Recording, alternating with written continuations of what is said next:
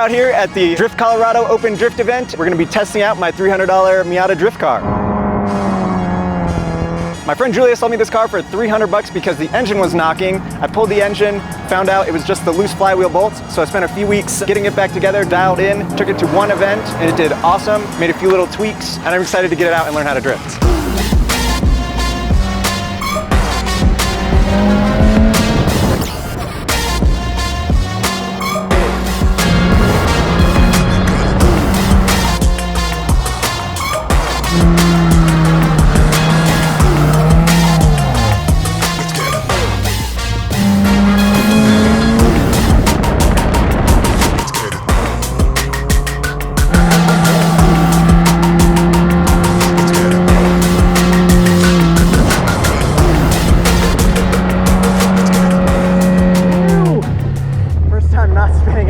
That was nice. That first corner is super fun. I'm trying to find the right spot to like clutch kick it, but I've gotten some good ones. I just can't link it with the right hand, or it's too snappy and I just spin it every time. It's kind of scary, especially with that Miata guy that went into the tree or whatever. Exactly, yeah. Because it's such a long sweeper, figuring out where to start the turn is tough. But well, and then like you said, coming all the way around, and then it's like a real quick snap, because the second corner isn't that deep. It seems like it's kind of shorter, so you have to like, I'm like, as soon as it snaps, I'm all the way off the throttle, like waiting, sliding and waiting and waiting and waiting, and then like back on the gas to like almost straighten up to get to the third corner up at the top there. So I had some success with that, but then it's just not enough power when I get back on it to get me through. Yeah. It's tough to figure out, but it's really fun. It's totally different than the course down there. Yeah, for sure.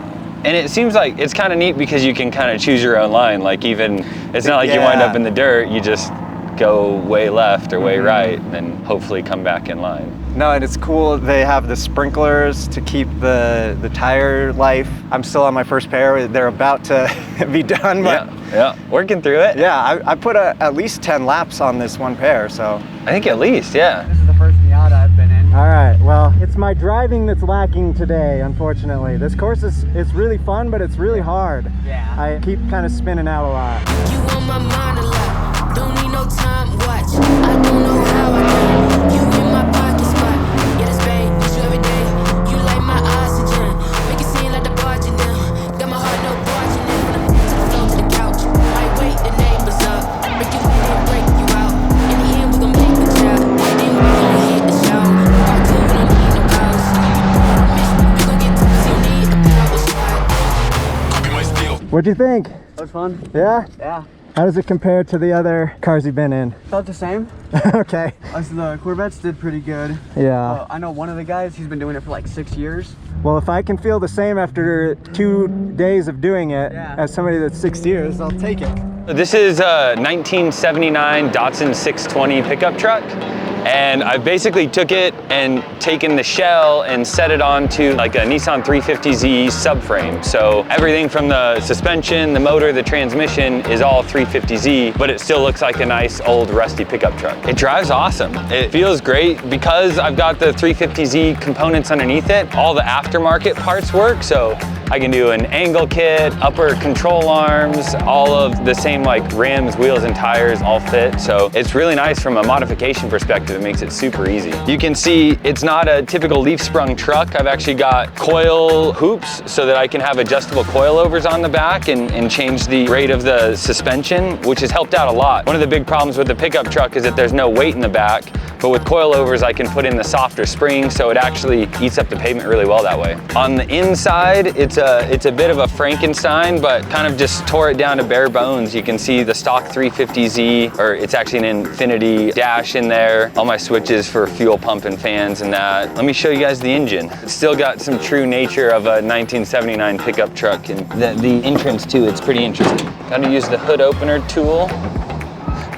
which also acts as the hood prop. So it's a DQ35 out of a 350Z or a G35, stuffed in there pretty tight. Had to do a bunch of modifications to the firewall. You can see that it's all cut out here so that it shoved back about 3 inches, but it really allowed it to keep very similar weight distribution to what the original car had, so it handles awesome from that perspective. I weighed it the other day and it came out like 2,200 pounds, something like that, so it's super light, plenty of power. It's like a 60-40 weight distribution, so it works out pretty well. The steering's super responsive, the suspension's nice and firm, so it's pretty ideal. It was one of those things that originally I was sitting down talking to somebody about it and I was like, oh, it'd be really cool to do this.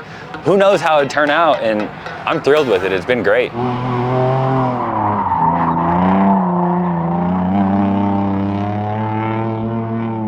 So this is my 1990 something Mazda Miata. There's not a whole lot left of it. I imagine it was in a crash at some point and then it's traded hand a few times until it ended up here with me. So when I got it, it came with the cage half done. So I added these door bars, the down bars, this crossbar. I'm not real happy with the way the crossbar is kind of sitting. It's a little bit in my vision. I don't love that, but for now, it's better than nothing. The diff was already welded. It was intended to be a drift car from the beginning, so didn't have to mess with that, which was really nice. For a little Miata, it drifts awesome. Like first and second gears, just pop the clutch and it'll kick the back end out real easy. I did cut and weld the knuckles to get a little more steering angle, and then I just finished adding the extended lower ball joints to give it a little more negative camber. That was kind of an issue at the last event. As far as I can tell, it is a little better. Still learning, still figuring it out, spinning out a lot, but having a blast. As far as the motor, it's running amazing. No overheating, oil pressure's good. There definitely wasn't a bad rod bearing. It was just those loose flywheel bolts, so I got lucky with that. It's the perfect beginner drift car. I'm still on my first set of tires after like 15 laps. I'm into the car less than $1,000 total. Couldn't really ask for anything better. Watch your head on the bar. I smack it all the time. It's annoying. Too small of a car for a roll cage. Are you ready? Here we go. Let's nail it.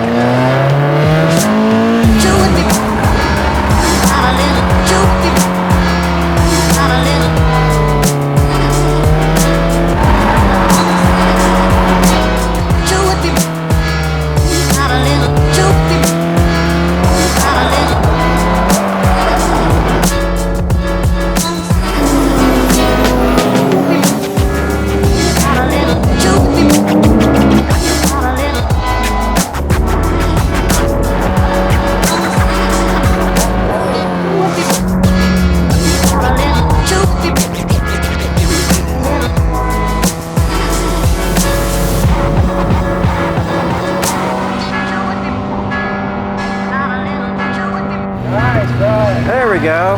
That was definitely better. It's tough. It's just not quite enough power right now for some reason. Maybe because it's a Miata and it only has 95 horsepower.